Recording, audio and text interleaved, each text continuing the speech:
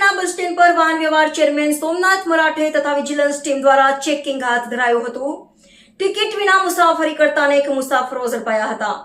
પુખ્ત વયના મુસાફરો પાસેથી ₹100 અને બાળકો પાસેથી ₹50 દંડ વસૂલવામાં આવ્યો। કોન્ટ્રાક્ટર દ્વારા ટિકિટ ના આપવાના કેસમાં પણ કાર્યવાહી કરવામાં આવી। દંડ વસૂલ્યા બાદ મુસાફરોને ગુલાબનું ફૂલ આપી નિયમિત મુસાફરી માટે જાગૃતિ ફેલાવી છે। સુરતમાં વધુ એક રત્ન કલાકારનો આપઘાત કર્યો હોવાનું સામે આવ્યું છે। નોકરી ગુમાવ્યા બાદ બેરોજગાર બનેલા કેવલ મકવાણાએ ઝેરી દવા ખાઈ આપઘાત કરી લીધો હતો।